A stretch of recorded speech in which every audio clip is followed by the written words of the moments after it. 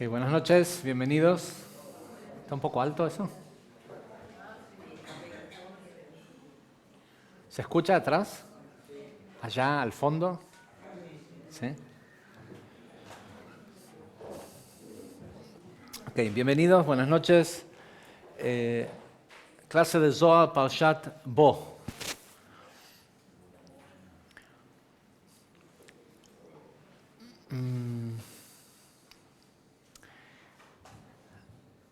La porción de esta semana, siempre explicamos que que hay determinados paquetes de energía que se revelan a través del año, que son llamados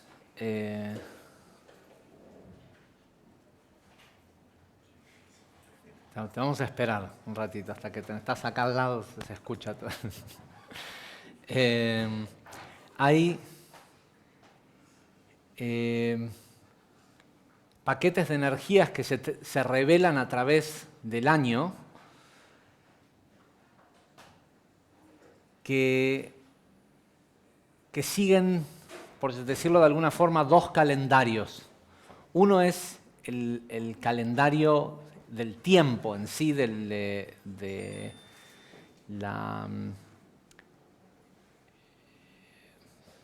básicamente ni siquiera siguen, no es porque tenga que ver con un calendario de fechas en el tiempo, sino que sigue a ciertas configuraciones astrales.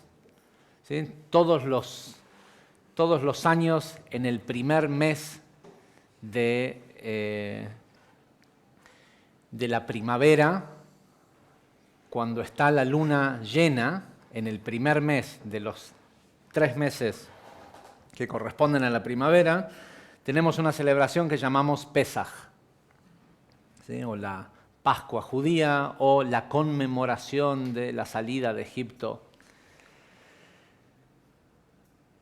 Y esa energía que está disponible durante esos 7 días, entre el día 15 de Nisan, o la luna llena de el primer mes de la primavera, hasta el día 21, tiene una energía específica que es la energía de libertad.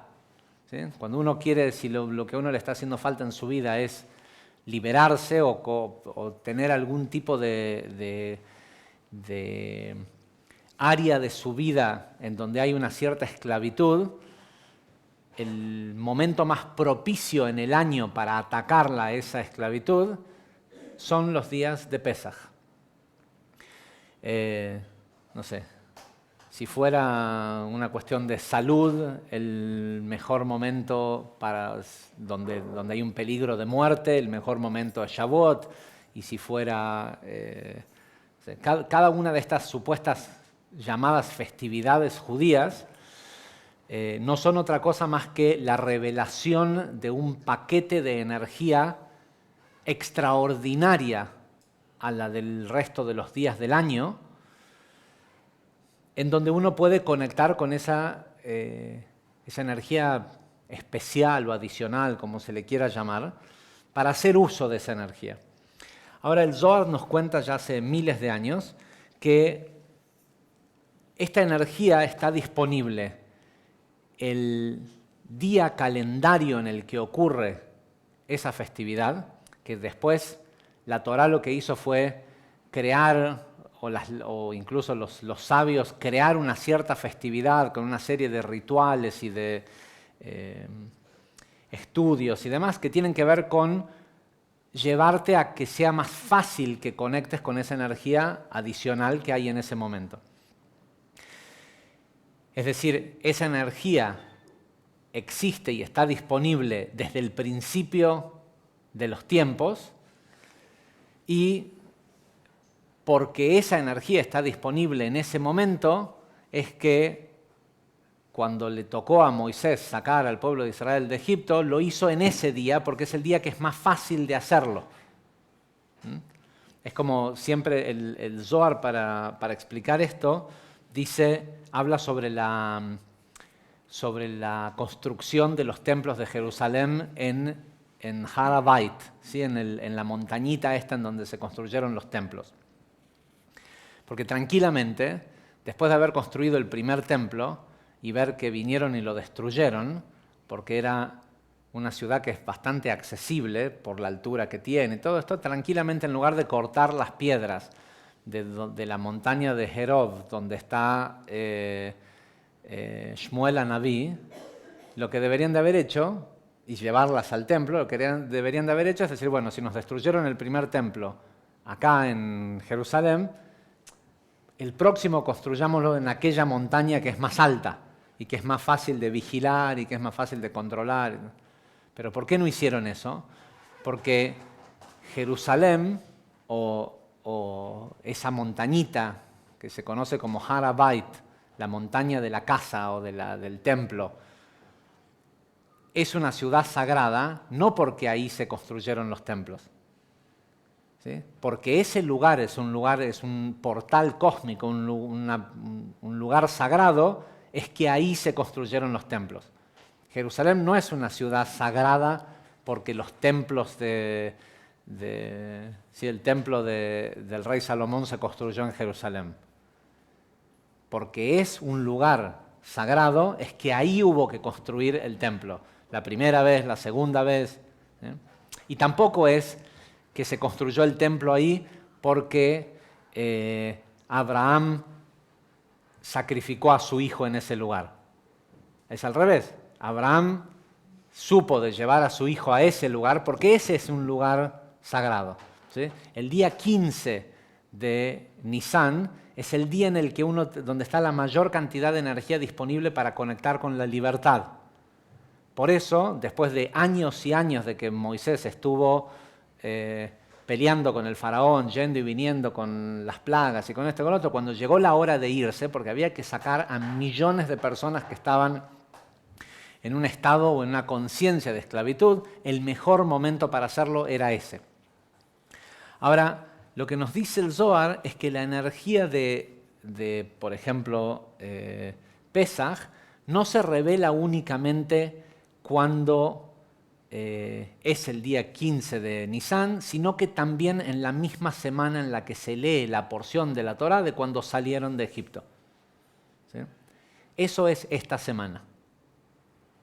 ¿Sí? Cuando hablamos de la idea de la clase de Zohar es, por un lado, estudiar Zohar y entender más acerca de la mecánica del universo y cómo funciona, cuáles son las leyes metafísicas de este mundo, pero al mismo tiempo tomamos la clase de Zohar y lo tratamos de hacer el día lunes para que tengamos la mayor cantidad de días disponibles de la semana para sacar provecho de la energía de la semana.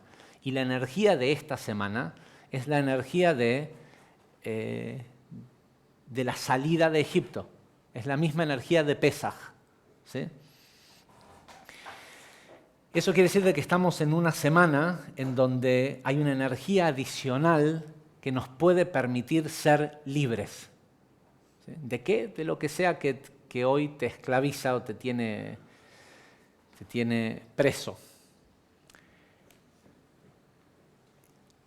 En la porción de la semana ocurren un montón de... Es una porción que se podría dar años seguidos clases solo sobre lo que ocurre en esta porción. Para empezar, empezamos con el hecho de que la porción tiene... Creo que no hay ninguna otra porción de la Torá que esté el nombre tan mal traducido como el de esta semana. Sabemos que tenemos cosas como, por ejemplo, el libro de Shemot. Shemot en hebreo quiere decir nombres. ¿Cómo lo traducen? Éxodo. ¿Sí? Porque si vas a tener que hacer una película después, y a la película le pones nombres. Nadie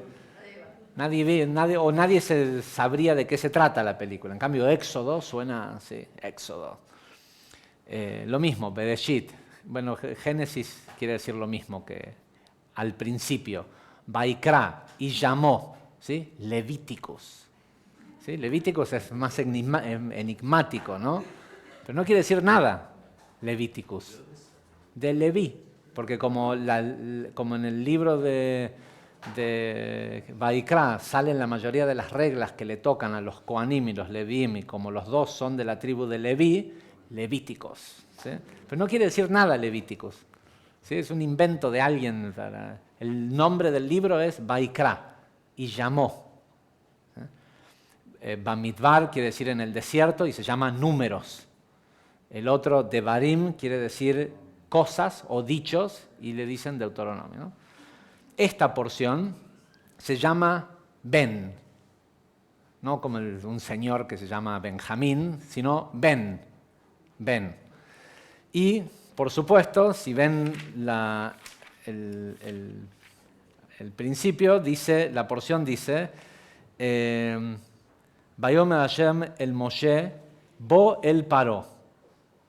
Y la traducción dice, y Dios le dijo a Moisés, ve al faraón y dile tal y tal cosa. Bo en hebreo quiere decir ven, no es ir, es venir.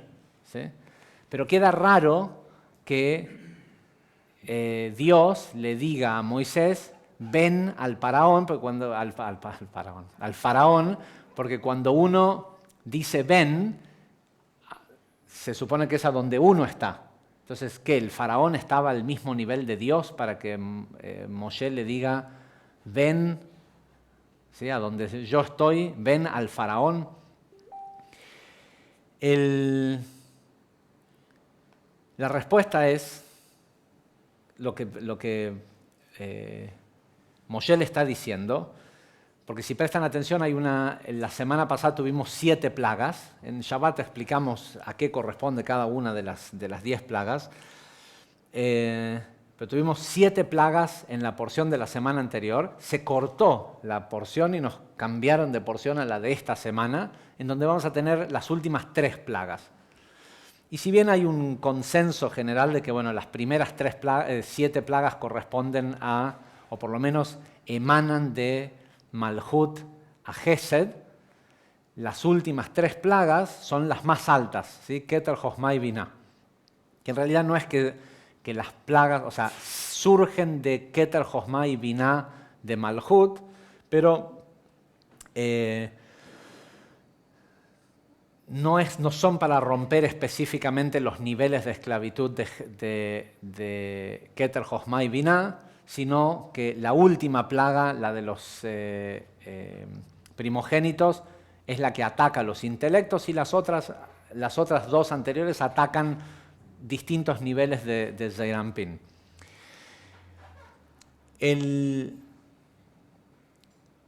Pero básicamente la gran diferencia es que las plagas de la semana anterior son parte del proceso de salir a la libertad, pero corresponden a la emoción. Mientras que las plagas de esta semana, en donde vamos a leer finalmente la salida de Egipto, corresponden al intelecto. Una persona puede sentir que está libre porque lo sacaron de la jaula. ¿Sí? Uno puede, una persona puede sentir que se libró de su esposo o de su esposa porque le dieron la sentencia de divorcio. Y tiene un papel que dice que está afuera de la jaula. Entonces uno puede sacar uno pasa hay muchos, sobre todo los loros, ¿cómo se llaman estos? Las cacatúas, todas estas, que si nacieron en cautiverio, uno las saca de la jaula y las deja sueltas, y lo primero que hacen y se paran arriba de la jaula. ¿Sí? Porque la jaula es su casa. Entonces una persona puede supuestamente sentir que está libre porque está afuera de la jaula, ¿sí? Y se ve como que está libre, la jaula está abierta, todo, ¿sí? Tiene la sentencia de divorcio en la mano. La pregunta es, en su cabeza, ¿es libre o no? La persona no es libre hasta que no es mentalmente libre, hasta que en su mente no siente ningún, ¿cómo se dice?, attachment a la jaula, ningún apego a la jaula. Y muchas veces el apego a la jaula se manifiesta en forma de odio por la jaula. ¿Sí? Yo sé que soy libre, pero no me puedo ir hasta que no destruya la jaula que me tuvo prisionero tantos años. Entonces tiene que pelearse con la jaula, tiene que quemar la jaula. La jaula es de hierro, ¿sí? No es tan fácil de destruir. Entonces la persona cree que es libre porque desde el lado de afuera de la jaula está haciendo todo lo necesario para que desaparezca la jaula y que nunca más nadie pueda estar preso en esa jaula. Con lo cual la persona es aún más esclavo que antes, porque antes la jaula le ponía un límite que se podía concebir como el culpable de la esclavitud. Pero ahora tiene la jaula abierta y está en un nivel de esclavitud aún peor, porque se puede ir a donde quiera, pero no lo puede hacer en realidad. Vamos, rephrase. Tiene la posibilidad de irse, pero no puede. No puede porque está pegado a la jaula, ¿no? Y la forma en cómo una persona se libera es si lo que te esclaviza es el esposo, la esposa, el trabajo, la jaula para el loro, ¿sí? Lo que sea. Esa jaula tiene un estado metafísico. La jaula es la manifestación física de la cárcel, ¿sí? La libreta de matrimonio es como la jaula, es física, ¿sí? Ahora la sentencia de divorcio parece como que te abrieron la jaula, pero el matrimonio en sí tiene una entidad metafísica, ¿sí? Que la libreta de casamiento es solo un certificado, ¿sí? Es una cosa que no tiene, que podrá tener validez ante un juez, ante la ley, ante lo que sea, pero no es el matrimonio. ¿Sí? El matrimonio es una cosa mucho más grande que no se puede definir en términos físicos. Es un contrato, un compromiso. Para la mayoría de la gente del mundo, la jaula que sea en la que esté, una relación tóxica con un familiar, un trabajo que odia, lo que sea que fuere la esclavitud, esa esclavitud es un convenio, ¿sí? Es un contrato que hizo con el otro, qué sé yo, hay gente que desde el día que nace hasta el día que se muere se pelea con el padre o con la madre cada vez que puede. Y es un contrato, porque para que los dos se peleen hace falta que los dos hagan una parte de la pelea.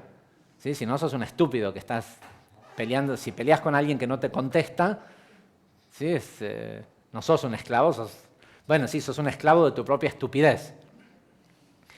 Pero para que te puedas pelear toda la vida con tu mamá o toda la vida con tu papá, hay un convenio, ¿sí? Y muchas veces el otro no está dispuesto a rescindir su parte del convenio. Por eso hay gente que se divorcia y tiene la sentencia y después se pasa, o sea, estuvieron 5 años casados, 1 año peleándose para divorciarse y después se pasan los próximos 20 años peleando, ¿sí? Por los hijos, por las propiedades, por la razón que sea, ¿sí? ¿Por qué? Porque lo que hicieron fue evolucionar el matrimonio, que era un primer contrato de unión entre los dos, a seguir unidos a través de la pelea. ¿Sí? Lo que hicieron fue cambiar los términos del contrato, pero lo que hicieron fue transmutar que es el peor negocio que puedes hacer, porque por lo menos al principio eras feliz. Por eso te quisiste casar con esa persona. Entonces lo peor que puedes hacer es, una vez que ya hiciste un convenio de que no nos vamos a separar, que lo único que te una sea el caos. ¿Sí? Pero en definitiva, lo que sucede es que muchas veces hay una parte de las... en realidad, cuando una persona está libre por sí misma, no le importa que el otro siga queriendo pelear o lo que sea todo, porque solo con que no le prestes atención y que no te genere respuesta el que el otro quiera pelear, ya está, es suficiente. Después es un problema del otro, pero cuando están estas cosas viciadas, que es lo que le pasa a la mayoría de la gente con el trabajo, con una expareja, con un familiar, con lo que sea que esclaviza a la persona, con el cigarrillo. La forma de liberarse es ir a atacar a la otra parte, al trabajo, a lo que sea, desde Yud-Kei Vav-Kei. ¿Sí? Por eso Moshe le dice, mira, ¿querés liberar realmente, querés que te haga caso el faraón?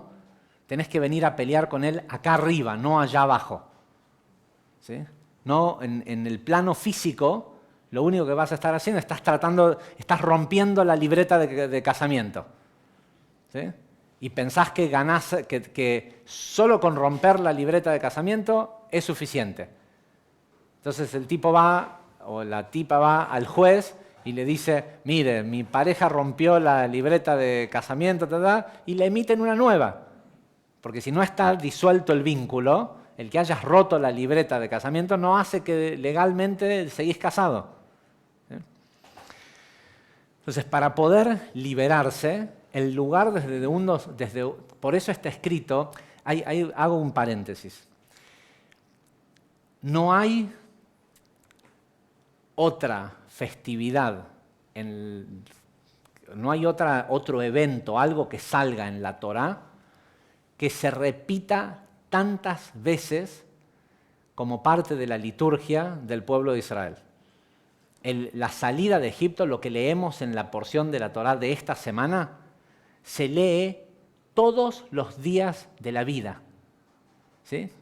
Si una persona hace las conexiones diarias, los rezos, como sea que le quieran llamar, es el único evento que se lee todos los días. Shabbat, Yom Kippur, Rosh Hashanah, día de semana, día de noche, de día, de esto. En todas las ocasiones se menciona la salida de Egipto. ¿Sí? Siempre, todos los días. Cuando Rosh Hashanah, como aparece en la Torá, se menciona 2 días al año. Kippur lo mismo. Todo lo demás es Sukkot, ¿sí? Shavuot. Se supone que son todas iguales de importantes, ¿no? Las 3 festividades que sostienen el año. ¿Okay? Sin embargo, lo de esta semana, se lee todos los días. Lo que nosotros interpretamos que ocurrió durante la salida de Egipto está primordialmente explicado en un libro que se llama Agadá, ¿sí? La Agadá de Pesaj, lo que se lee en la noche de la celebración de Pesaj. No hay otro libro, otro texto dentro del judaísmo que tenga más mentiras o que sean los datos tan falsos como los de la Agadá de Pesaj. ¿Sí? Casi todo lo que dice la Agadá de Pesaj, que fue diseñada por sabios como instrumento para que puedas conectar con la energía de liberación, la mayoría ni siquiera puede comprobarse en la misma Torá. ¿Sí? Las cosas que dice, la Agadá de Pesaj dice de que nosotros comemos matzá durante los 7 días de Pesaj porque nuestros ancestros se fueron apurados de Egipto y no tuvieron tiempo de que el pan leudara. ¿Sí? Por ahí el que no es panadero o el que nunca hizo una pizza se la cree, pero cualquiera que alguna vez hizo una pizza sabe que en 20 minutos tenés un pan leudado así. Hagan pan, váyanse a empacar Dios les podría haber dicho, amasen pan para llevar para el camino. ¿Sí? Déjenlo leudar y mientras leuda, amasen hagan las maletas y después cocinen el pan. La otra cosa uno pudiera decir, se acaban de enterar de que se tienen que ir y entraron en pánico. ¿Sí? Sin embargo, de que iban a salir el día 15 de Nisan, se lo avisaron el día 1 de Nisan, 15 días antes. El versículo, el capítulo 12 comienza diciendo, de hecho el capítulo 12, fíjense de la primer mitzvah que le ofrecen a un hombre libre, ¿saben cuál es? Celebrar Rosh Hodesh. ¿Sí? Porque como la libertad tiene que ver con estar por encima de la influencia, ¿sí? Lo primero el día primero de Nisan, 15 días antes de que salgan de Egipto, en el capítulo 12, Dios habla con Moshe y con Aarón y les dice, Moshe habló con Moisés y Aarón en Egipto, para que estemos claros de que esto no fue un año después, estaban todavía en Egipto y les dijo, esta luna nueva será para ustedes la cabeza del mes, el primer mes de todos los meses del año. O sea que era el mismo día, o al menos un día antes, porque si está diciendo esta luna nueva es esta que viene, o esta que está ahora en este instante. ¿Sí? Entonces dice, esta luna será para ustedes el primer día del año, cuando incluso la mayoría de los judíos, si uno le pregunta cuándo es el primer día del año, te dicen Rosh Hashanah, cuando la Torá misma dice, y cuando sea el primer día del séptimo mes del año, celebrarás Yom Teruah, el día de Yom Adin, el día de juicio, que es Rosh Hashanah. O sea, el primer día del año es el primer día de Nisan. ¿Cuándo es eso? El primer día de Aries, que es cuando empieza la rueda en astrología. Y a partir de esto celebrarás todas las lunas. Todo. Inmediatamente después de decirle eso, les dice, transmítele a la congregación del pueblo de Israel que el día 10 de este mes, cuando sea Shabbat Gadol, ¿sí? el sábado 10 de Nisan, van a agarrar un cordero o un cabrito, lo van a tener atado durante 5 días a la pata de la... No, 3 días. Durante 3 días a la pata de la cama. Después lo van a degollar, van a agarrar la sangre, van a marcar cosas, porque ese día 15, después de que hagan el sacrificio y todo esto, yo voy a pasar por encima de Egipto y voy a matar a todos los primogénitos, va a ser la última plaga y ese día se van a ir. 15 días antes sabían que tenían que preparar provisiones y cosas para salir de Egipto. Con lo cual, no es cierto lo que dice la Agadá. ¿Sí? La Agadá también, de la Agadá es de donde sacamos esta cosa de que hacían ladrillos de barro, de todo lo que dice la Agadá. Y no digo de que la Agadá no sea un texto sagrado que tiene 1,5 millones de secretos que sirven para conectar con la energía de la noche de Pesaj. Pero, como lo dijo Rabbi Shimon Bar Yochai hace ya 2000 años, el que sea que cree esta historia es un estúpido. Porque no es cierta. Pero es mucho más fácil venderle a la gente un cuento que explicarle, ¿sí?, cómo liberarse de cualquier cosa. Sobre todo si lo que vas a querer hacer después es una religión donde no querés gente libre, querés gente que te haga caso. Entonces,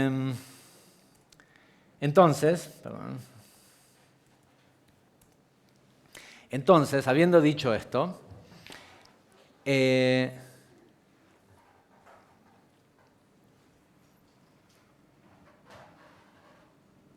para salir libres de la situación que sea, uno tiene que ir arriba.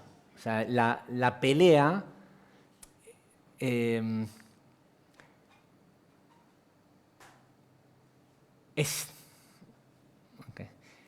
es cierto que nada funciona sin la acción. ¿Sí? Al final tienen que haber acciones. Estas plagas eran necesarias, lo que ocurrió en Egipto era necesario. Pero finalmente para salir libres, hay que ir a pelear desde arriba.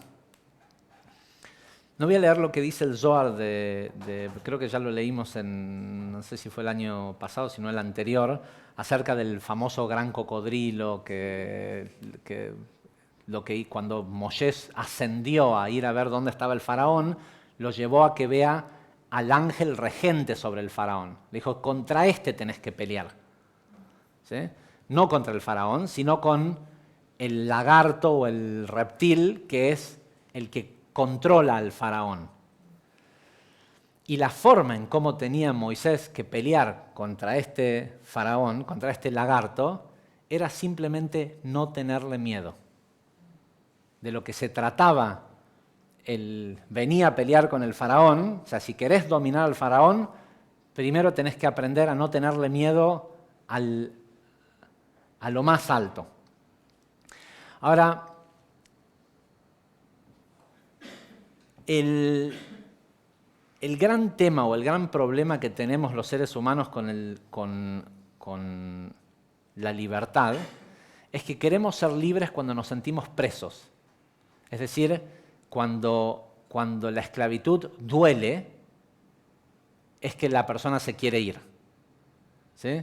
El tipo, no sé, odia su trabajo y odia a su jefe y no es lo que quiere hacer, pero le pagan bien por eso que hace. ¿Sí?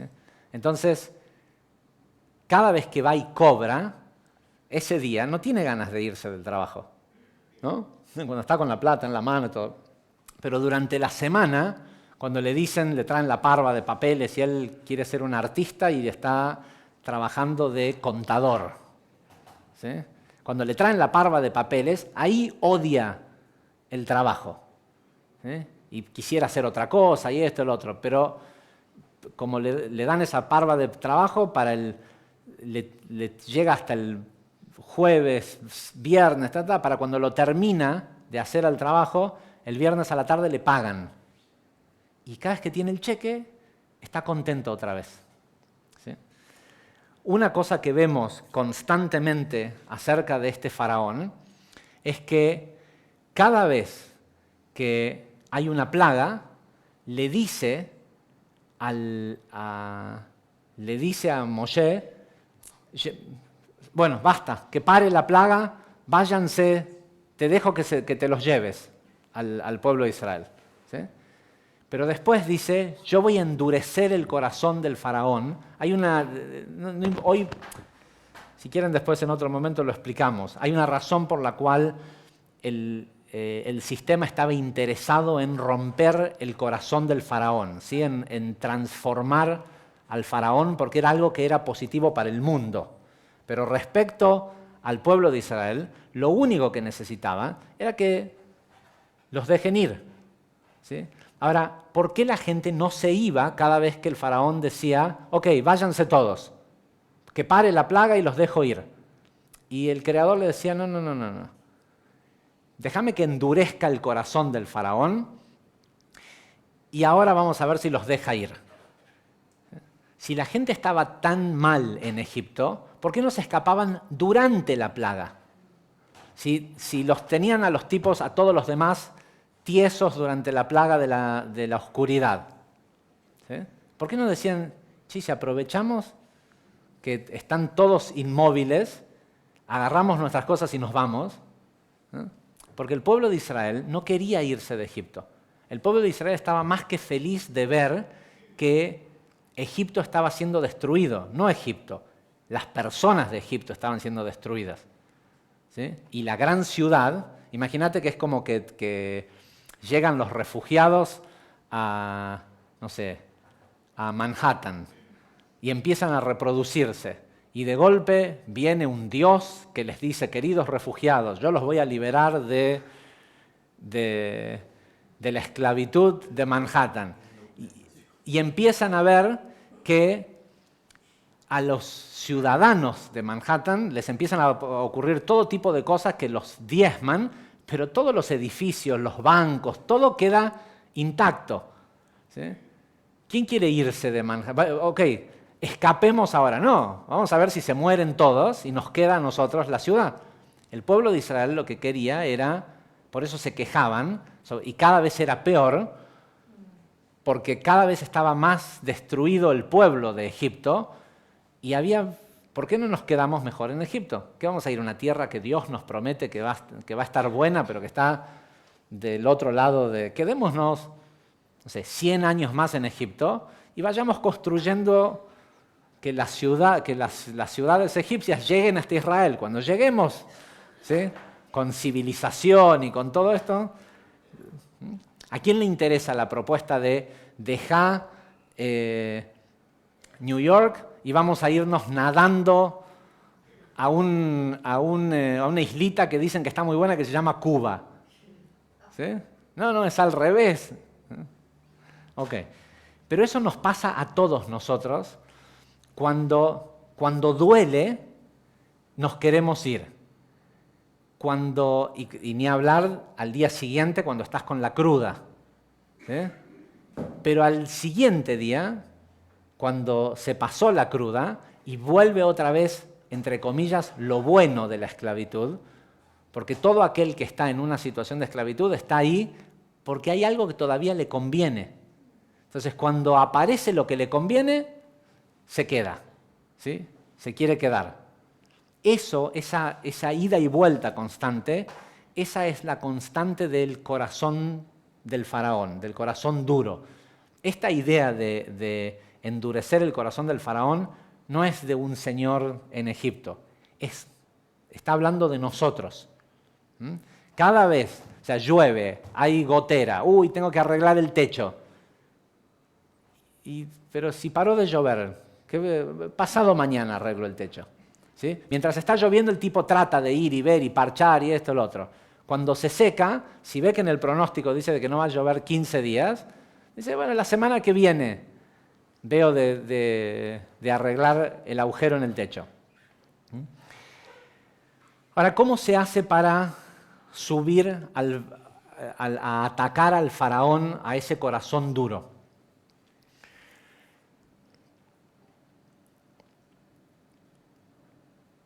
El Ari nos cuenta lo siguiente acerca del faraón en esta última etapa de la liberación.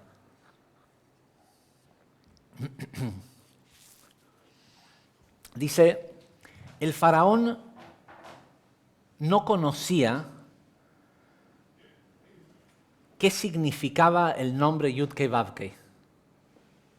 De hecho, lo sabemos porque cuando Moisés le va y le dice Dios, pero le dice el nombre de Dios, dice este nombre, que dejes ir al pueblo, él le dice, yo no conozco eso. ¿Sí? Y se lo dice no para desafiarlo o lo que sea, se lo dice porque el faraón conocía todo lo que había para conocer metafísicamente, porque no era rey de Egipto solo porque era el hijo del rey anterior. Los reyes en esa época en el mundo eran tipos que reinaban. ¿Sí? Y le dice, no hay tal Dios, no es cierto. O sea, vos me venís a decir de que venís representando a un Dios tal y tal, que si no hago tal y tal cosa, me va a castigar. Y yo te digo que conozco todo y ese Dios no existe. De hecho, leímos en la porción de la semana pasada de que ni siquiera Abraham, Isaac y Jacob conocían el nombre Yud-Kei-Vav-Kei. Entonces, ¿qué lo iba a conocer el faraón?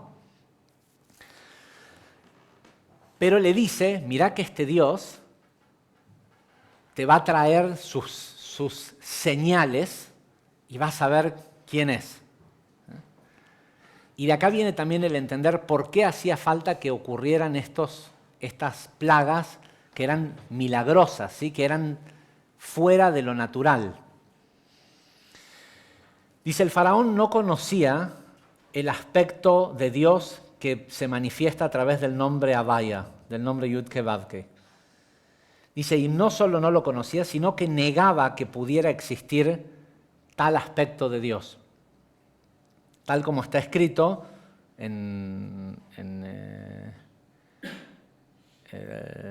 Éxodos 10:1, tal como está escrito, yo no conozco a ese Dios. ¿Sí? No conozco Yud-Ke-Vav-Ke. Dice, sin embargo, él sí reconocía que existía Dios. No es que decía Dios no existe. Decía, sí hay un Dios, pero ese que del que me estás hablando no es el Dios que yo conozco. Dice, él reconocía que existía un Dios, pero solo a la altura del nombre Elohim.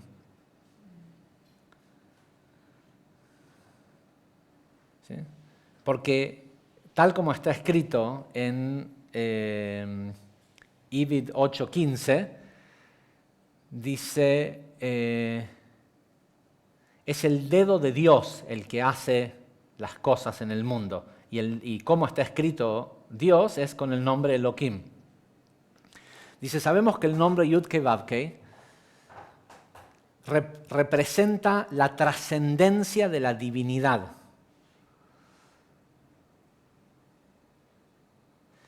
Dice, y el aspecto de lo divino del Creador no está limitado a las leyes de la naturaleza. Dice, el nombre Elohim, dice, por el contrario, el nombre Elohim significa específicamente el atributo divino que Dios, es decir, que el nombre Yud-Ke-Vav-Ke, utiliza para manejar al mundo, puesto que este mundo está siempre sujeto a las leyes de la naturaleza. Dice, y es por eso que el nombre Elohim, que tiene valor numérico 86, tiene el mismo valor numérico que la palabra Atevá, la naturaleza. ¿Sí? La naturaleza y Elohim tienen el mismo valor numérico.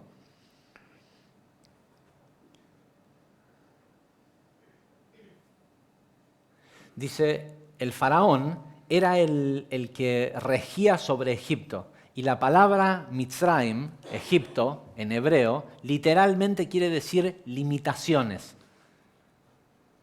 Es decir, que tanto el faraón como la gente de Egipto no es que eran ateos o no creían en Dios, conocían a Dios, pero solo conocían a Dios desde la limitación de cómo funcionan las leyes de la naturaleza o las leyes de causa y efecto. ¿Sí? O la sobrevivencia del más fuerte y así todas las leyes que tienen que ver con lo prefijado en este mundo físico.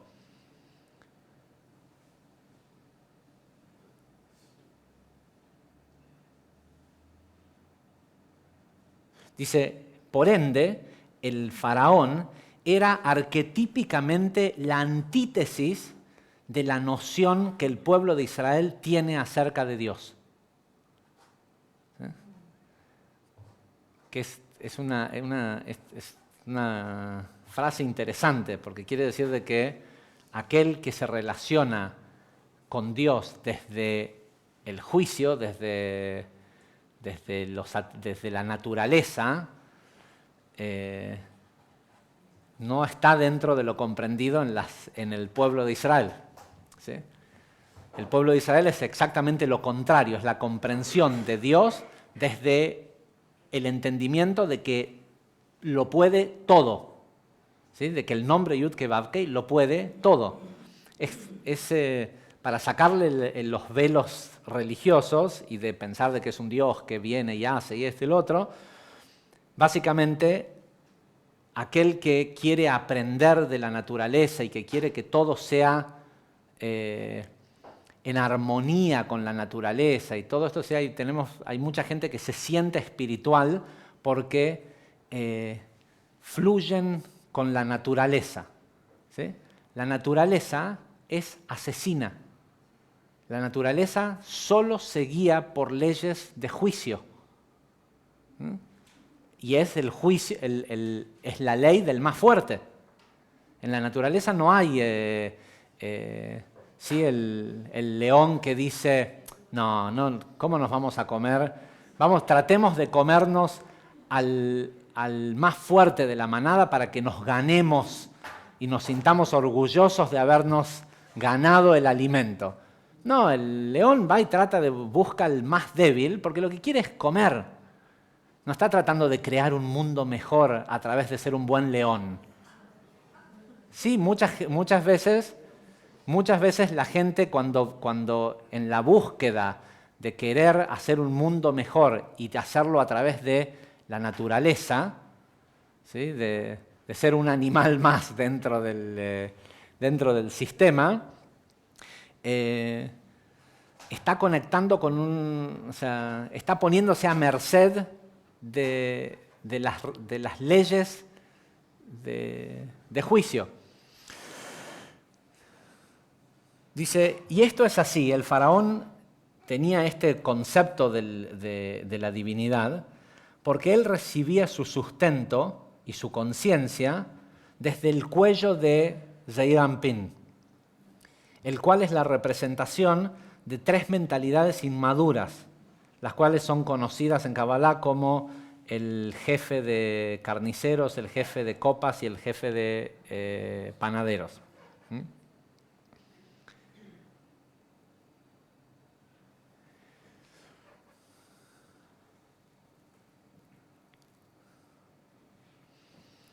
Voy a leer esto que es más bien una explicación, pero dice, la conciencia del intelecto es totalmente diferente a la de la emoción. Entonces, para que una idea pueda darle vida a una emoción, la conciencia intelectual tiene que ser reducida.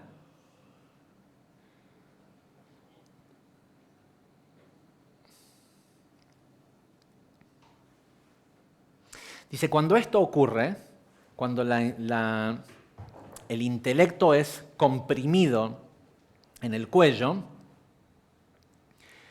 dice, solo los aspectos más, se dice, existe tal palabra como intricados. Intrincados, ¿sí? Intrincados. Solo los aspectos más intrincados del intelecto o del... No. Intricate es los más... es agarrar, tenés una cosa que tiene un montón de ideas de esto, del otro. Bueno, ¿qué es lo que es lo más valioso? Lo esencial. Solo lo esencial de la idea sobrevive. El proceso de que una idea se convierta en emoción requiere de comprimirla a la idea de tal forma como casi como para matar todos los aspectos. Entonces, cuando queda algo vivo de eso que sobrevive, o sea, cuando el proceso creativo en sí no es otra cosa más que un proceso destructivo de la idea original. ¿Sí? La idea siempre es grandiosa. Ahora, uno quiere que esa idea grandiosa se pueda realizar en la Tierra, ¿sí? en el plano físico. Para que eso ocurra, primero tiene que convertirse en una emoción. Para que vos le creas a esa emoción, hace falta que toda la estupidez, hace falta tratar de matar la idea. ¿Sí? Y hay una no sé porque la verdad que al final, a último momento, decidí dar la clase sobre esto y no sobre otra cosa, y no sé si acá lo explica o no, pero hay un concepto que va muy de la mano de la dinámica entre lo masculino y lo femenino. ¿Sí? Para que un hombre pueda tener grandes ideas,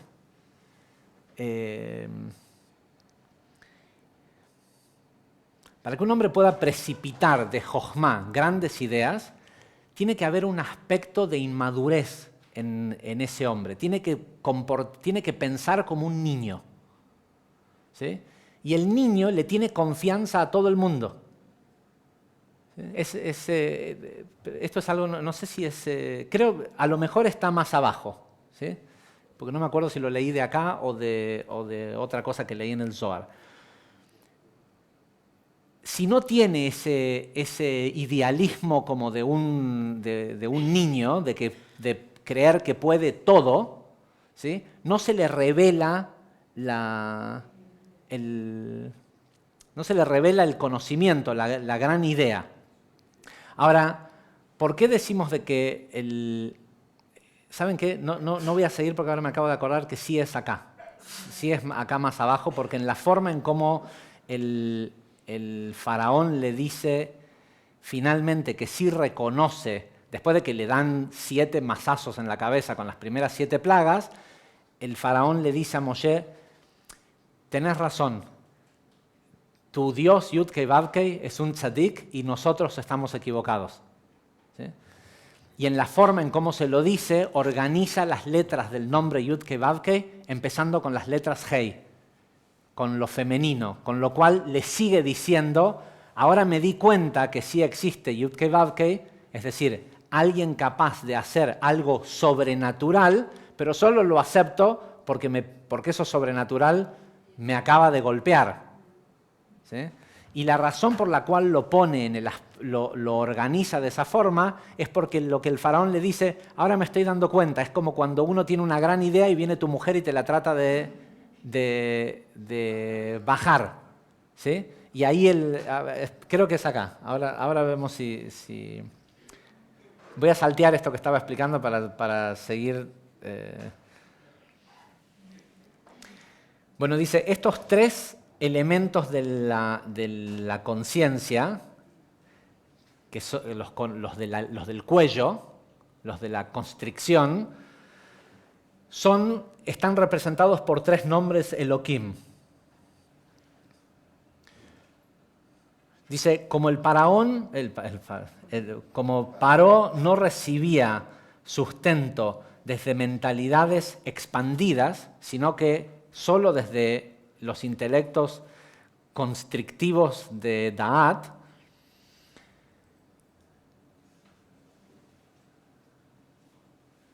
era sumamente fácil que se le peguen las fuerzas del mal. O sea que cuando quería endurecerle el corazón, en el acto el tipo cambiaba de opinión, se enojaba y decía, no, ahora que ya no me duele, ahora me voy a pelear contra la jaula.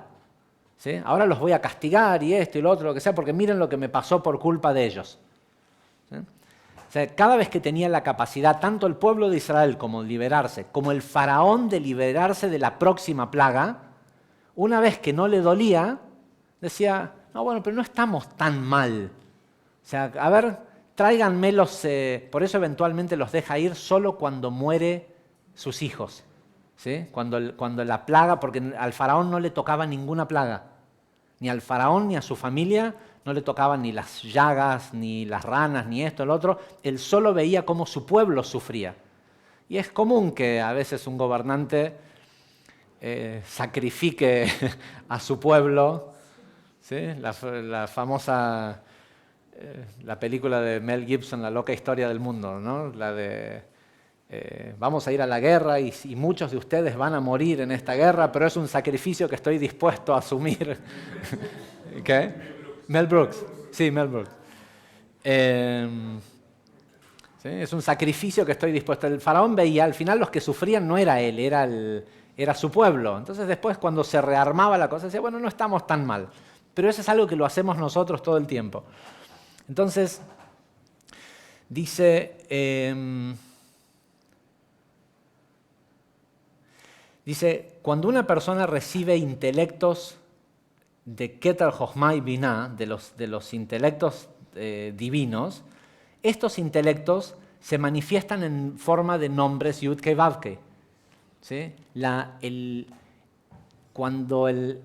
y esta es una forma muy interesante de saber por qué uno quiere ser libre. ¿Sí? Si uno tiene ganas de ser libre solo para que no le duela, ese pensamiento viene de Da'at. ¿Sí? La persona dice, estoy harto de esto, no me gusta el sufrimiento, quiero otro trabajo, quiero lo que sea. Entonces, el deseo de libertad viene del dolor, no porque dice, ¿qué hago yo acá trabajando con papeles y esto, lo otro, si yo pudiera estar creando algo grandioso? Cuando el deseo de lo nuevo, de la libertad, viene por el deseo de hacer algo mejor por su vida y por los demás, jamás el tipo se quedaría después a pelearse con el jefe o a... ¿sí? Es acá en los países, en Argentina se ve mucho, ¿no? Si al tipo lo despiden, finalmente porque la situación llega al punto que es terrible o lo que sea, o renuncia o lo despiden, lo que sea, se termina la relación de trabajo. ¿Sí? Si el tipo se quiere ir de esa relación esclavizante de trabajo porque tiene algo grandioso para hacer, ¿cuánto tiempo de su valioso tiempo para hacer algo grandioso se pasaría demandando al empleador anterior? ¿Sí? La demanda laboral, que es tan común en Argentina, es para dañar al otro tipo, para dañar al jefe, es una revancha, es no sé, o sea, ¿cómo se dice? Una venganza. ¿Sí? Más allá de que para mucha gente lo entienden como el único método de movilidad social, y cuando es así, consiguen la plata y adivinen qué se les ocurre hacer con la plata. Una cancha de pádel, ¿sí? O un ladder rap. Uy, eso ya hace años que ya no dan más ganancia, ¿no? ¿Sí? Pero siempre hay un modelo nuevo de alguna estupidez para que el tipo pueda ir y perder esa plata que no se la merecía tener. Y aparte perder 1 o 2 años de su vida, ¿no? Porque lo que hace es que va, demanda, consigue el dinero, cree que perjudicó al coso y ahora él salió beneficiado. ¿Y qué hace? Copia lo que hacen los demás, porque él no quiso irse del trabajo porque tenía una idea grandiosa de algo que quería hacer. Él se quería ir del trabajo porque le dolía el trabajo. Entonces ahora, ¿qué intelectos divinos puede tener? Ninguno, solo tiene plata, entonces dinero. Entonces, ¿qué hace? Se va y se fija qué están haciendo los otros. ¿Qué sí? No, pero ponele que ni siquiera tiene otro trabajo, entonces ahora quiere hacer un emprendimiento. ¿Qué emprendimiento va a hacer? ¿Algo grandioso para la humanidad? No, algo que se parezca a algo que alguien ya está haciendo plata. Pero él entra cuando la curva ¿sí? Cuando ya está en la época de que todos están por fundir, ¿no? Y desperdicia 2 años de su vida, pierde el dinero y tiene que volver a ser esclavo. Porque en la primera vez no se había liberado. Porque lo único que libera a una persona es, desde Yudkei Vavkei, tener un propósito y algo mayor. Pero pareciera que es algo solo que tiene que ver con la idea y nada más. Acá hay algo que no lo explica el Zohar en esta porción, pero que todos nosotros, cada uno de nosotros, vivimos la vida constantemente con una serie de... Nadie tiene 0 de esto. Todos tienen al menos un ángel de la guardia y un ángel acusador. Todo el tiempo. Al menos uno. Hay gente que tiene cientos de ángeles que lo protegen de lo que sea y los demandan y les quieren robar y al final, por una razón u otra, nunca les pasa nada. ¿Sí? Y hay otras personas que tienen cientos de ángeles acusadores. ¿Sí? Tiene al menos siempre uno de la guarda.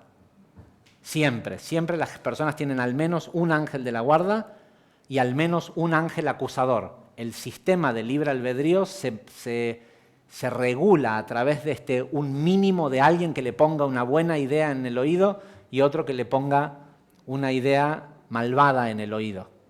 ¿Sí? En el oído ¿sí? Son emociones, son... yo entiendo, yo sé que... ¿sí? Cree que sabe, entonces por eso va y pelea y esto y lo otro, y son los ángeles acusadores que lo llevan a que el juicio caiga sobre él. Ahora, dice, cuando la persona recibe intelectos de los 3 nombres Avaya, son permutaciones, ¿no? De los de Yud-Kei, Yud-Kei-Vav y Yud-Kei-Vav-Kei. ¿sí? Dice, los nombres Avaya anulan los 3 nombres Elohim que están siempre parados en el cuello. Dice, y las fuerzas del mal son aniquiladas y no tienen forma de transmitir pensamientos nocivos para la persona. Acá está lo que decía antes. Dice, ahora bien, cuando el faraón reconoció finalmente que sí existe el nombre Yud-Kei-Vav-Kei, lo reconoció solo porque había ya sido visitado por las plagas. Dice, y no podía, porque él no tenía otra forma de relacionarse con lo divino, más que reconocer el aspecto de juicio del nombre Yud-Kei-Vav-Kei. ¿Sí? Es decir, con el nombre Elohim también se lo podría haber castigado al faraón, pero hubiera sido algo que no hubiera sido una cosa grandiosa. La razón por la cual a Moshe se le manifiesta el nombre Yud-Kei-Vav-Kei para generar estas plagas era tanto para que el faraón lo viera y cambiara la parte arquetípica. El faraón era la representación del Yetzer Hará, de la inclinación al mal. Y lo que se estaba tratando de hacer era romper eso también, pero al mismo tiempo mostrarle al pueblo de Israel que cuando se trata de lo que ellos pueden generar, incluso para protegerlos, en este caso porque era para liberarlos de Egipto, lo que ellos pueden generar va mucho más allá de los límites de la naturaleza. ¿Sí? Va mucho más allá. Si se ponen a ver, la tecnología que existe hoy en el mundo es inimaginable para una persona que vive toda su vida basado en los confines de lo natural. ¿Sí? Porque en los confines de lo natural tenés la limitación del tiempo, del espacio, ok, quiero mandar un mensaje. Bueno, gritá lo más fuerte que puedas gritar. Eso es la naturaleza. Bueno, hace una señal de humo, hasta donde lo puedas ver, alguien te va a ver. Mandá una paloma, bueno, toda la naturaleza de la paloma, cuanto pueda vivir una paloma, ese es o viajar, esa es la velocidad, ese es el largo del mensaje. Ahora, entra en WhatsApp y mandá un mensaje que da vuelta al mundo entero. Podés tener en un grupo de WhatsApp gente de 70 países distintos y todos lo reciben en un instante. ¿Sí? Eso es porque alguien estuvo dispuesto, o alguien pensó que no iba a ser limitado por la naturaleza, de que sí se pueden hacer cosas más allá de lo natural.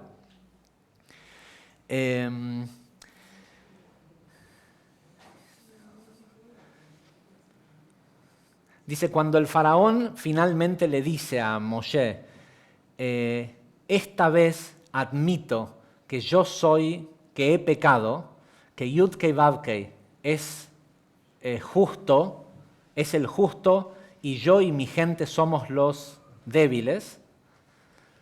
Dice, la frase que utiliza la Torá es Apa'am Hashem, Atzadik Ba'ani. Dice, si uno ve, está por decir, y nosotros somos los pecadores, dice, las iniciales de estas letras son Kei, Yud, Kei, Vav. ¿Sí? Es el nombre Yud-Kei-Vav-Kei permutado para que se vea desde el aspecto de lo femenino.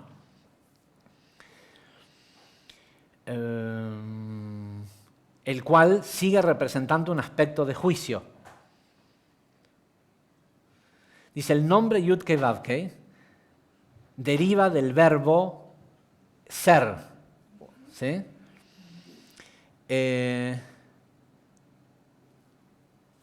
Dice, y por ende, también lleva o conlleva el significado de hacerlo realidad. ¿Sí? El nombre Avaya, el nombre Yud-Kei-Vav-Kei, lo que sugiere es que ese nombre va a hacer que algo se haga realidad, que algo exista.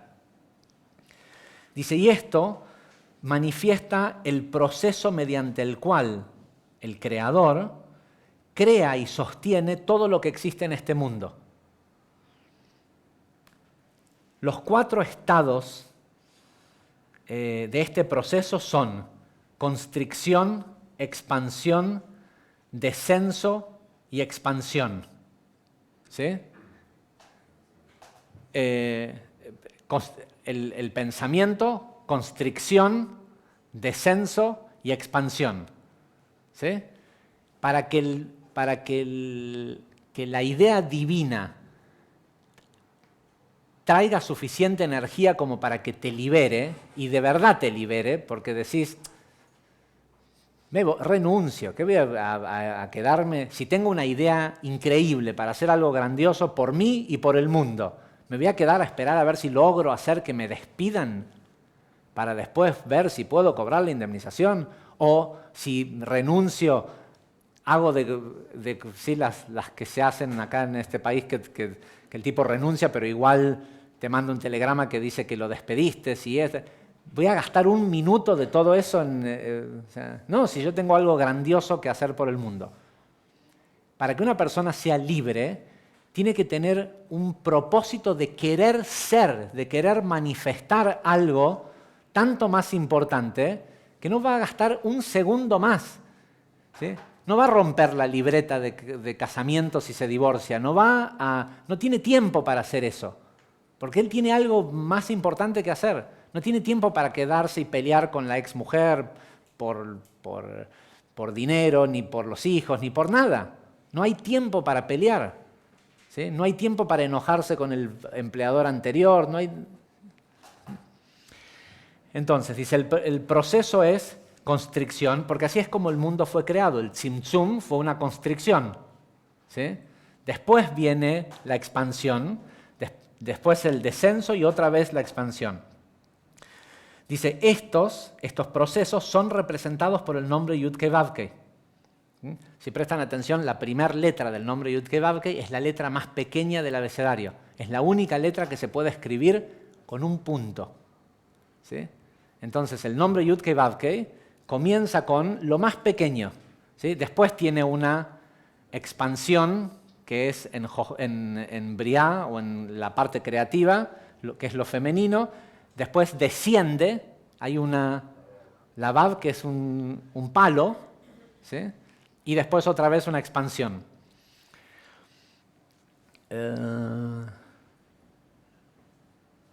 Dice, y este es el proceso y el orden progresivo de la creatividad. Lo que sea que uno tiene que crear, así es como debe ser creado. Dice, cuando hay una permutación del nombre, como lo que hizo el faraón cuando le puso las letras Kei, las letras Hei al principio,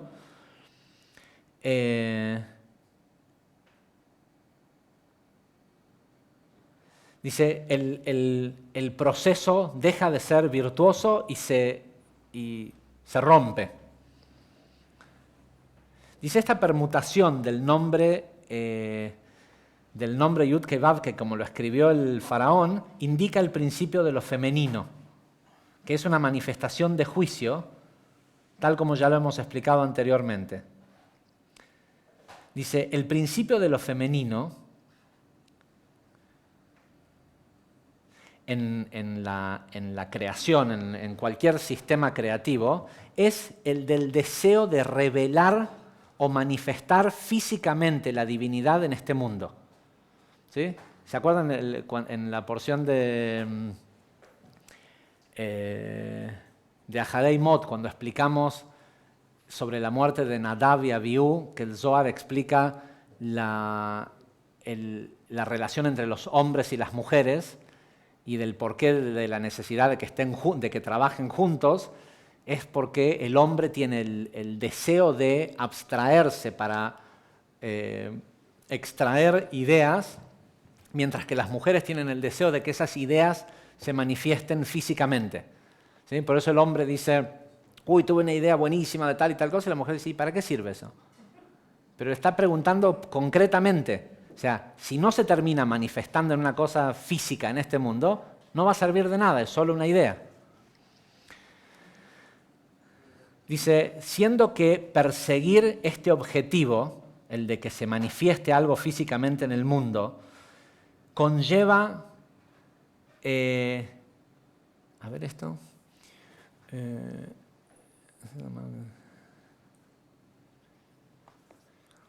Dice, siendo que el perseguir el objetivo de manifestar físicamente algo en este mundo conlleva un cierto nivel de peligro, de peligro, el que corre peligro no es la persona, sino la conciencia divina del individuo. Dice, el elemento femenino de la creación fue dotada con un sentido muy superior al que tiene lo masculino para juzgar y discernir. Dice, y esta capacidad que no la tiene lo masculino de juzgar y discernir, o sea, un aspecto de juicio que el hombre no tiene, es lo que le permite identificar los rasgos de egoísmo que pueden estar escondidos dentro de la idea. ¿Sí? Cuando el hombre tiene la idea grandiosa, es muy probable que si el hombre que está teniendo la idea grandiosa no es un tzadik, en la idea estén mezclados aspectos de beneficio personal que quiere conseguir para sí mismo. No es que el tipo lo hace a propósito, que él dice, bueno, se me acaba de ocurrir hacer WhatsApp, ¿sí? Y es algo que es grandioso, un caso más fácil de entender. Se me acaba de ocurrir hacer Facebook, ¿sí? Y va a ser algo grandioso porque todas las personas que quieran tener una comunidad de amigos van a poder tener hasta 5.000 amigos en su Facebook, y todos los que quieran tener una página para una empresa o lo que sea, van a poder tener la cantidad ilimitada de amigos, pero no van a poder comunicarse con esos amigos, a menos que esos seguidores, estos no son amigos, son seguidores, te manden un mensaje primero, ¿sí? Bueno, la única persona en el mundo que tiene un Facebook con amigos a los que él se puede comunicar con ellos y tiene 40 millones de amigos es Mark Zuckerberg.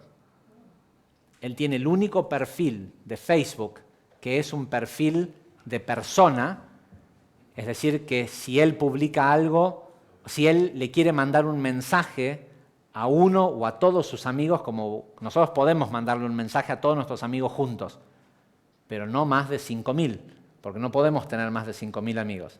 Si tenés una página, un fanpage, podés tener 1 millón de seguidores y podés publicar cosas que ellos los van a ver, pero no les podés mandar un mensaje privado, a menos que ellos inicien el mensaje privado. Mark Zuckerberg tiene un Facebook personal, como persona, no como página de fanpage, donde tiene 40 millones de amigos y él sí les puede mandar un mensaje. De hecho, parte del poder que tiene, de lo poderoso que él es como persona, es el hecho de que, sobre todo la política, le tiene mucho temor, porque es una de las pocas personas en el mundo que puede comunicarse con cientos de millones de personas en un instante.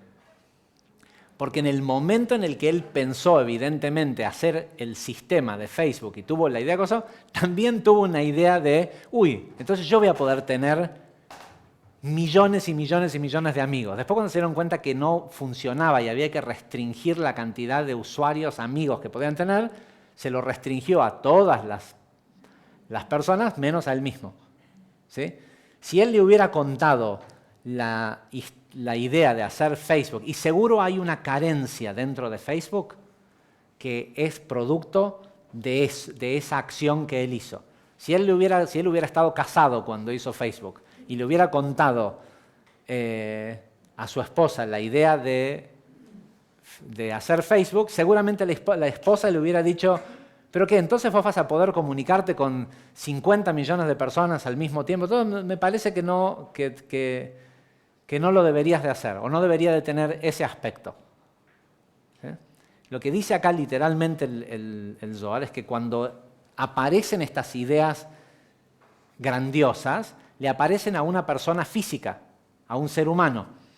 Y el ser humano, dependiendo su nivel de pureza, se puede infiltrar, no porque él lo haga a propósito, sino porque al pasar la idea por la persona, se tiñe de los matices del intelecto de la persona, o de los intereses, o los deseos, o lo que sea. ¿Sí? A lo mejor la primera semana Mark Zuckerberg quería crear un club privado en Internet para los alumnos de Harvard. Así es como se inició Facebook. Pero cuando vio que podía hacer que se expandiera a tener, ¿sí?, 1.000 millones de suscriptores, en un momento tuvo que haber empezado a pensar en el dinero que podía hacer siendo el dueño de eso, ¿o no? ¿Sí? Entonces empieza y no es que estén bien o mal, es la naturaleza de que pasás una idea grandiosa por la mente de una persona que es extremadamente ambiciosa, y seguro que se va a teñir de algunos matices de interés personal. ¿Sí? Entonces dice que el paso, casi el trabajo que cumple Da'at es, si el intelecto es divino, ¿sí?, si te querés ir a trabajar a otro lugar, tiene que ser porque querés hacer algo mejor y grandioso, no porque te duele el trabajo actual. ¿Sí? Si querés, no sé, si tu trabajo, si tu familia, si lo que sea que sentís que te esclaviza es algo de lo que realmente te querés liberar, ojo, vos podés tener una pelea de hace 20 vidas pasadas con tu mamá o con tu papá y venís peleando por eso. Y el hecho de que te haya tocado ese papá en esta vida es perfecto, porque vos tenés que corregir eso. Ahora, sentís que esa situación te esclaviza y no te deja crecer. Si vos te querés zafar de la pelea con tu papá o con tu mamá o lo que sea, y solo lo estás haciendo porque te jode tu mamá o tu papá, ¿sí?, vas a ir y vas a hacer terapia y te van a desprogramar la memoria de las células y te van a hacer todas las cosas que te puedan hacer, y tu mamá o tu papá va a saber decir una cosita nueva que te va a traer un gatillo. Trabajaste las 2 vidas anteriores. Ah, pero gatillos hay de todas las vidas Entonces va a decir una cosa nueva y otra vez, ¿sí?, se te va a poner la vena así y vas a pelear y esto lo te vas a volver a cero. Ahora, si vos tenés algo grandioso que hacer y no tenés tiempo de pelear con tu mamá y tu papá, porque hay que tener tiempo para pelearse con alguien, ¿no? Y no tenés tiempo para eso, pero es no porque te molesta la persona. Una de las cosas que puede suceder es que estos ángeles protectores, por decirlo de alguna forma, te eximan. Hay decretos kármicos de los cuales en una determinada vida la persona no tiene derecho de zafar. ¿Sí? Viene a pagar. ¿Sí? Entonces, vos decís, ¿y ahora cómo hago? Bueno, ahora buscá hacer algo tan grandioso como para poder decir al cosmos, ¿sabes qué? Pido 10 vidas de licencia, de no tener que lidiar con mi padre, mi madre, con este matrimonio, con este trabajo, con lo que sea, porque yo tengo que ir a hacer esta otra cosa que es grandiosa. ¿Sí? Y de golpe vas a ser libre. tu mamá te va a dejar de joder. O sea, ella no va a cambiar, va a seguir siendo lo mismo, pero ahora se va a acordar de que tiene una pelea con otro hermano tuyo también y va los próximos 2, 3 años, mientras vos haces este proyecto, lo que tienes que hacer, va a pelear con tu hermano. ¿Sí? Porque con el nombre Yud-Kei Vav-Kei se puede hacer cosas sobrenaturales. Cuando vos trabajás con este nombre, vas a ver que de golpe el tipo que jamás en la vida nunca haría o diría tal cosa va a venir y te va a traer así.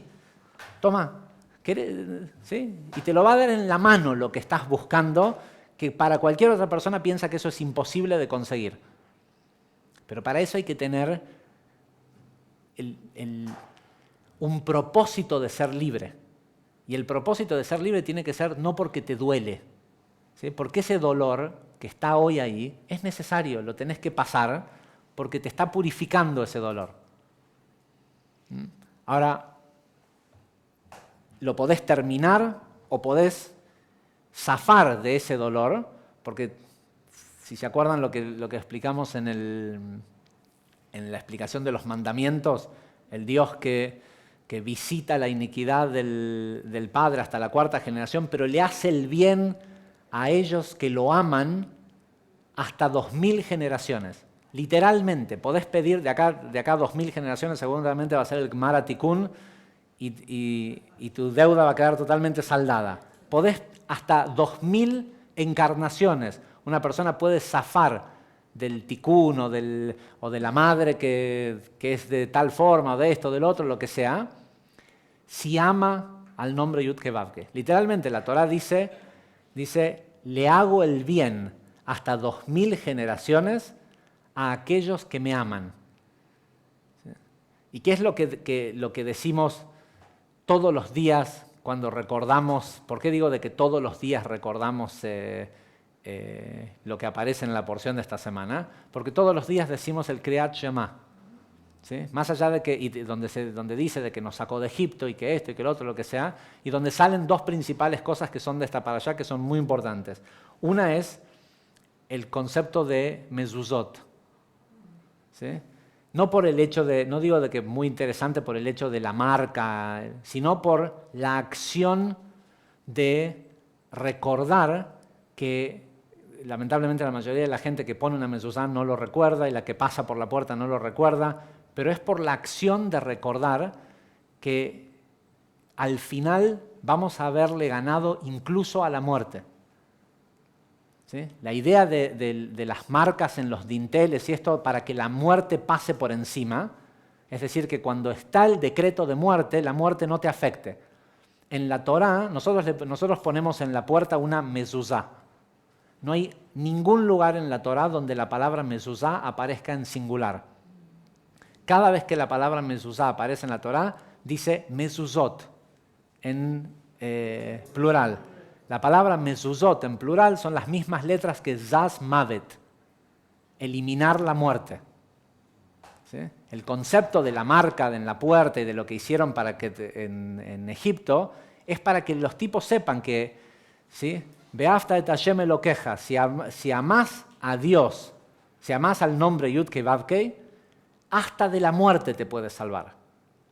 No de la muerte ocasionalmente ahora, en este rato, para siempre. ¿Sí? De hecho,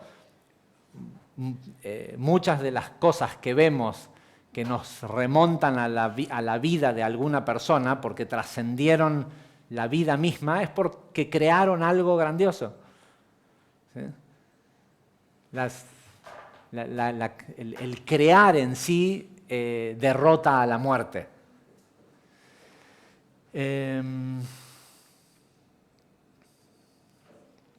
Esto último que leí es solo para que los hombres, lamentablemente a mí también me aplica, para que los hombres le hagan caso a las mujeres cuando le dicen de que... Pero es importante de entender las dos cosas. Una, que no es que el tipo es un tarado, ¿sí? Es que él no puede ver que las otras personas son malas o que hay algún... Porque él está viendo lo grandote, ¿sí? Y lo que el hombre tiene que ver no es que tu mujer te está queriendo destruir tu idea. Te está tratando de mostrar dónde están los aspectos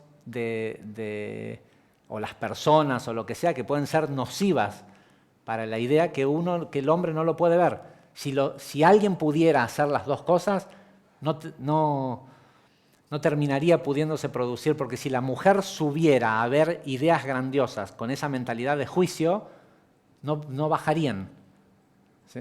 Alguien tiene que ir y bajarlo y tener por lo menos un poco trabajado el ego para que los golpes de ese juicio no lo ¿sí? Porque eso es de todas formas lo mismo que pasa en la persona. La idea es grandiosa cuando desciende al cuello, ¿sí? a convertirse en emoción, la persona empieza a decir, no, es muy difícil.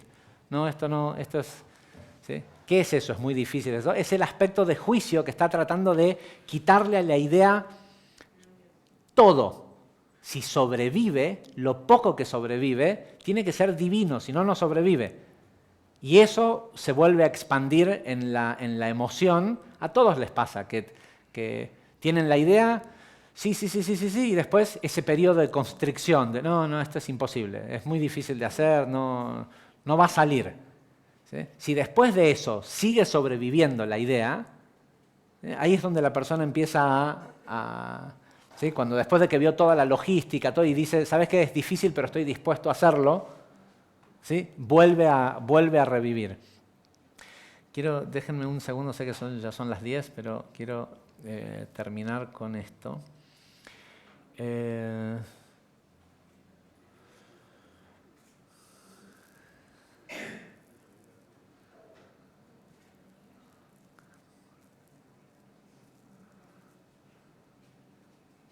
Esto creo que es importante. Dice, ahora bien, dice, parte de todo este proceso es que el creador, o el nombre Yud-Kei-Vav-Kei por naturaleza, lo que trata de hacer es someter al corazón del faraón. Todos tenemos un corazón de faraón. ¿Sí? ¿Cuál es el corazón de faraón? El que cuando viene el beneficio de la esclavitud decimos, bueno, tampoco es tan mal, no nos vamos a estar quejando de... ¿sí? El caso, tenemos mucha gente conocida y me ha tocado mucha gente que viene a consultar ese tipo de cosas, la gente que trabaja para el Estado. ¿Sí? Trabajan para alguien que nunca los va a despedir. ¿Sí? No importa si hacen las cosas bien, mal, lo que sea, por lo menos acá en Argentina, el Estado jamás despide a nadie. ¿Sí? Entonces, tienen trabajos que parece que son lo que todo el mundo quiere. ¿Por qué? Porque trabajan poquitas horas, sin la exigencia de pensar de que si los despiden o no los despiden, lo que sea, y cuando al paso de los años ganan más dinero que la mayoría de la gente, de la gente común. Y cuando uno habla me tocó de haber tenido empleados, tenía un empleado que era un genio, un tipo, un ingeniero aeronáutico, pero un tipo sobresaliente, pero así sobresaliente. Y el principal problema que tuvo en su vida fue que a los 18 años, su papá, que trabajaba en la biblioteca del Senado de la Nación, le consiguió un trabajo. Entonces el tipo era genial en el momento, le pagaban, podía ir a la universidad, podía no ir a trabajar, igual le pagaban, iba a la universidad, esto, lo otro, lo que sea. Claro, para cuando terminó de la universidad y no había ido nunca a trabajar todavía y fue a trabajar 1 o 2 veces, lo que sea, ahora le pagaban un poco más porque tenía un título universitario. Y habían pasado 5 años y ahora tenía antigüedad. ¿Sí? Entonces, cualquier sueldo de mercado para entrar a trabajar de ingeniero le pagaba menos que lo que le pagaba trabajar para el Estado.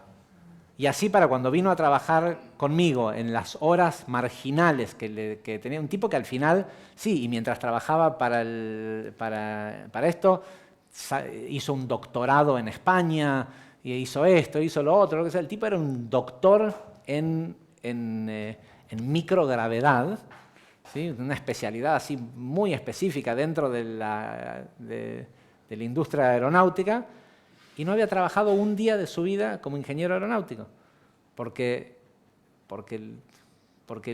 su salvavidas de plomo O sea, lo peor que le pasaba era lo bien que le iba en su trabajo.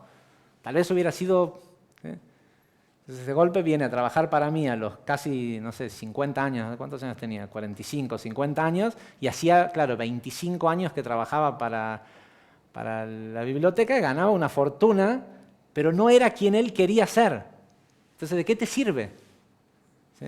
¿De qué te sirve el dinero si no es que ya no estás contento con tu trabajo, ya ni siquiera estás contento con quién sos? Entonces dice, de lo que se trata este proceso es de tratar de romperle el corazón a la persona, romperle el faraón, porque el faraón, ese corazón duro que tenemos, que a cambio del dinero tranza, es el que lo esclaviza al tipo. Cuando le viene la idea que dice, che, me ofrecieron aparte tenía ofrecimientos de ir a trabajar de profesor en, no sé, en tal universidad en Europa. Pero tenía que entrar a trabajar el primer día, y el primer día no tenés 25 años de antigüedad y no tenía lo que sea, y al final terminó transando dinero por felicidad. ¿Sí?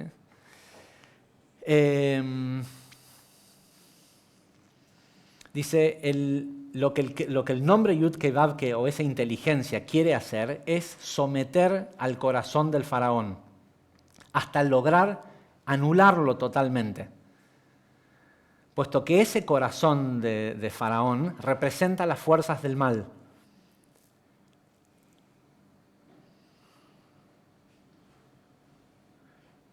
Dice, y para que el pueblo de Israel pudiera ser libre, no alcanzaba con que los dejen ir, primero había que romper ese corazón.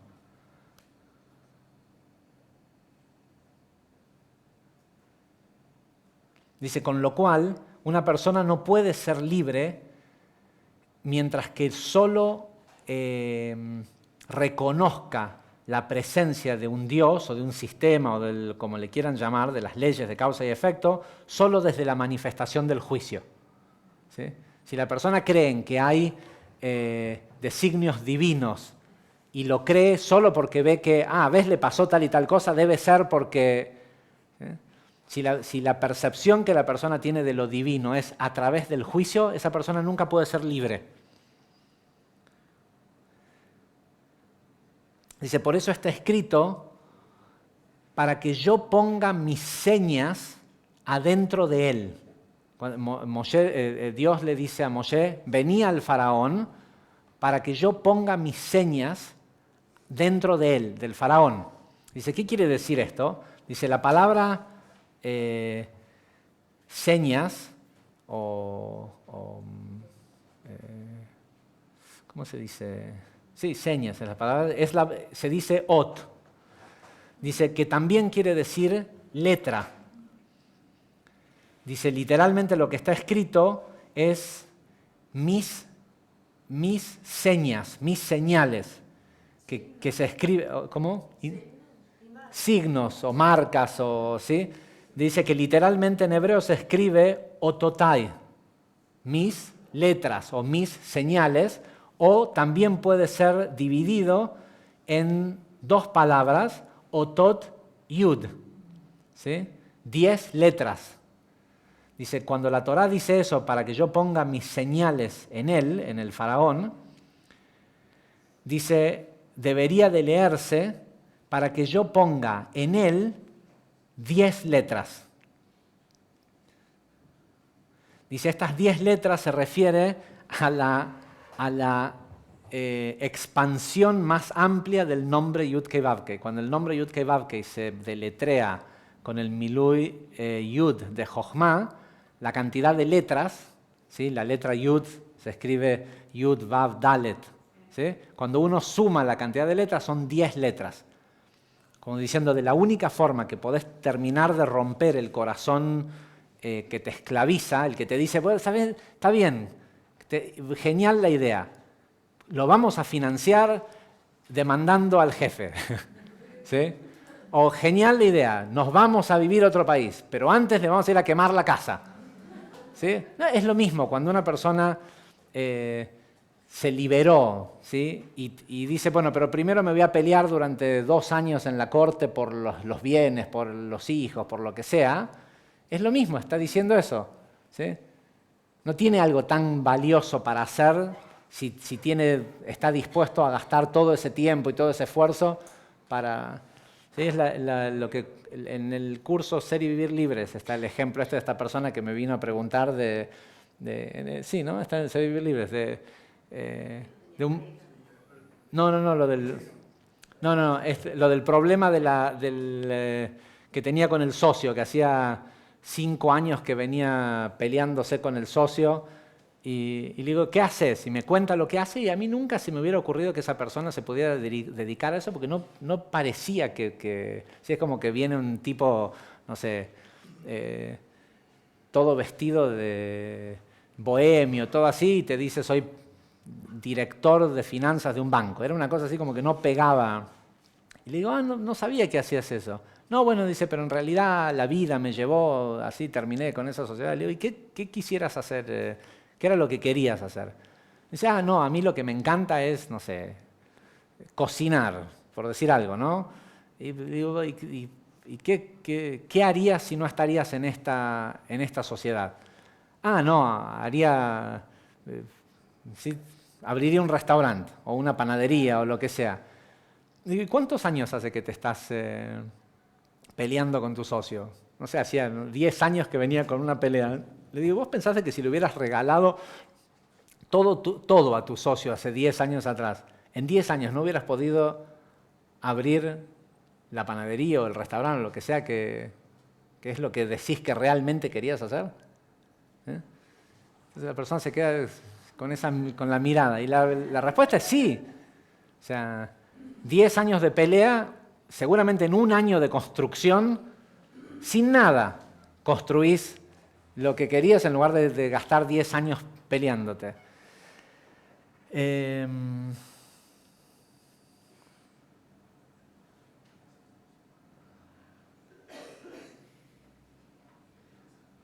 Dice, como todos ya sabemos, dice, el faraón tiene como función pegarse, adherirse a Zeir Anpin, es decir, a la santidad, y con el nombre Elohim, esta idea de conciencia constricta, anular la divinidad de la persona.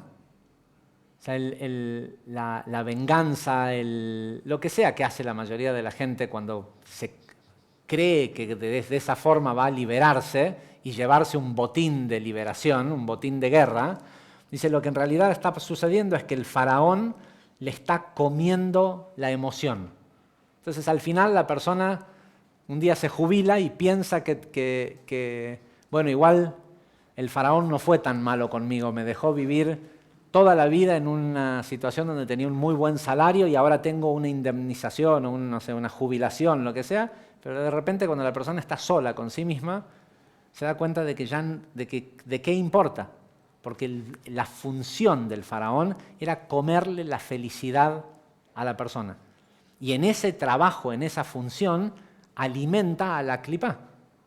¿Sí? El faraón representa la inclinación del Yetzer Hara, la inclinación al deseo egoísta. Todo el deseo egoísta del mundo se alimenta de una persona buena, que no le hace mal a nadie, pero que se hace mal a sí misma. ¿Sí? Por eso a la hora de juzgar o de... Hay una cosa que está buenísima que dice Corbera, que dice de que todo funciona por afinidad de forma, ¿no? Eso, o sea, lo trae a colación de que todos ya sabemos eso. Entonces, cuando una persona le pasa cierta cosa, si es una persona espiritual, lo primero que dice es, ¿dónde yo estoy haciendo lo mismo? Y Corbera dice, seguramente estás haciendo lo mismo, pero la pregunta más importante es, ¿dónde te lo estás haciendo a vos mismo? ¿Sí? Cuando la persona dice al tipo que le roban, lo lógico de una persona que estudia espiritualidad es que se pregunte dónde estoy yo robando para atraer a un ladrón. Corbera dice no, dice seguramente también le estás robando a otro, pero el delito más grave, pregúntate a dónde te estás robando a vos mismo. ¿Sí? ¿En dónde te estás robando a vos mismo? Porque si es en vos mismo, seguro estás vibrando en esa energía de robo que atrae al otro. Porque al final hay gente que piensa que son buenos porque no le hacen mal a nadie, pero el mal que se hacen a sí mismos jode al mundo entero. ¿Sí? Ayer, esta señora, que ahora no me acuerdo cómo se llama, sí, Patricia, Patricia me pregunta del tema de lo de pedir sanación, ¿sí? Sanación por los demás, porque si el enfermo tiene lo que tiene, porque se lo creó él mismo, ¿quién soy yo para meterme a pedir que se sane? Entonces le explicaba o hablábamos del tema de que lo que pedimos es que se cure la Shejinah, ¿sí? Ahora, así lo explicamos siempre, pero si se acuerdan lo que leímos hace un par de clases de Zohar atrás acerca de qué es la Shejinah, que la Shejinah es en realidad Malhut, es el mundo físico, en definitiva lo que sucede es que uno tiene que pedir que el enfermo aprenda de otra forma. ¿Sí? ¿Por qué? ¿Por compasión por el enfermo? No, porque el desgraciado está arruinando el mundo entero por estar enfermo. ¿Se entiende? O sea, cuando decimos que la Shejinah sufre por el enfermo, eso quiere decir que la gente enferma hace que todo el mundo sufra. Si hay sufrimiento en el mundo, todos sufrimos. Hay una porción de satisfacción que yo pudiera recibir en mi vida que no la recibo porque hay otro que está enfermo. Entonces, el pedido es que estos tipos aprendan de otra forma, porque mientras están enfermos, la Shejinah sufre, es decir, todos sufrimos la enfermedad de alguien. No puede haber que hay sufrimiento en el mundo y que a mí no me afecte, aunque piense que puedo hacer que no me afecte, ¿se entiende? O sea, puedo decir que sufran, a mí no me afecta. No, no es cierto. Todo el mundo sufre, la calidad de la comida en el mundo sufre, todo sufre cuando hay gente sufriendo. En fin, Besat Hashem, hay muchísimas cosas de qué hablar en la parashá de esta semana, pero hay muchísimas cosas para mencionar y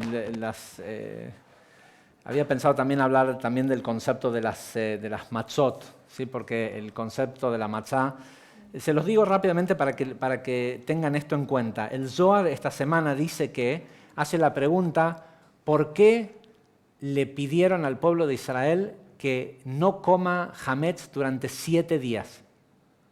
Y el resto del año no importa. Y el Zohar, sin entrar en toda la explicación, contesta y dice, porque cuando una persona tiene que mostrar que es libre, tiene que poder mostrar que puede estar una semana sin comer pan.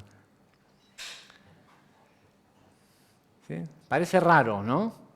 Pero pregúntenle a la gente que tiene cuestiones con dietas, ¿sí? ¿Qué tan fácil en una dieta es dejar de comer X cosa o dejar de comer harina? ¿Sí? El withdraw, ¿cómo se dice? La abstinencia que se siente por no comer harina es fuertísima. ¿Por qué? Porque a través de la harina la gente hace un cortocircuito, el pan le permite a la persona conectar aunque sea a través de un cortocircuito, conectar con Jochma. No, pero es el tema del leudado. Del no leudado. Pero en definitiva lo que dice es, cuando una persona quiere mostrar que es libre, pero esto es interesante porque uno tiene que probarse a uno mismo si es libre o no es libre. ¿Sí? Si uno puede estar sin algo el tiempo que sea. ¿Sí? Es nunca nunca me voy a olvidar en una sala donde habían unas 900 personas más o menos. Quien fue mi primer maestro de Kabbalah estaba dando, el Rav estaba dando una conferencia, y hubo un momento que se abrió a que se hicieran preguntas. Y una persona en el público levantó la mano y le dijo, según la Kabbalah, ¿está bien o está mal consumir drogas? Y el Rav lo miró y le dice, ¿qué consumís? Y el tipo, sí, pero se lo preguntó directo, ¿no? Y el tipo le dice, supongamos que la persona consume cocaína. Y el Rav le dijo, no hay ningún problema con consumir cocaína. Dice, si podés estar los próximos 90 días sin consumir cocaína, no hay ningún problema. Si consumiste hoy y necesitas volver a consumir mañana y no lo podés evitar, tenés un serio problema. El problema no es la cocaína, el problema es quién controla a quién. ¿Sí? Esa fue la respuesta que le dio, o sea, estaba, ¿sí? Dice, la respuesta, la cosa es quién controla a quién. Los sacerdotes en el templo, los Kohanim, todos los días consumían drogas, todos los días, ¿sí? Pero a su secta, a su familia, le tocaba oficiar en el templo solo una vez creo que al final era una vez cada 8 meses. ¿Sí? Habían los Kohanim, al principio eran solo Aarón y sus hijos, pero para cuando llegaron a Israel habían tenido muchos hijos. Entonces cada familia se turnaba en oficiar en el templo. Entonces les tocaba una semana de oficio en el templo, el Kohen Gadol siempre era el mismo, pero los demás era una semana cada 8 meses. Entonces en la semana que le tocaba oficiar, parte del oficio del templo eran los Ketoret Asamim. ¿Sí? No eran inciensos no iban al Parque Rivadavia y compraban eran drogas. Por eso está escrito de que si las mezclabas mal, morían. Si los samim estaban mal mezclados y no en las proporciones correctas y esto y lo otro, era letal. ¿Sí? De hecho, por eso hasta el día de hoy, cuando uno lee los Ketoret Asamim, los cuenta con los dedos de la mano, porque el Zohar dice de que uno debe, hasta diciéndolos, tener cuidado por el poder que tienen. Pero entonces los tipos, durante la semana que les tocaba, consumían, hacían esto, hacían todo el trabajo, y cuando no. ¿Sí? El problema no es la droga, el problema no es porque hay gente que poner una moneda en una maquinita tragamoneda, ¿es malo? No, pero hay gente que es adicta a eso. ¿Sí? Hay gente que se adicta al alcohol, hay gente que se adicta a un montón de cosas legales que...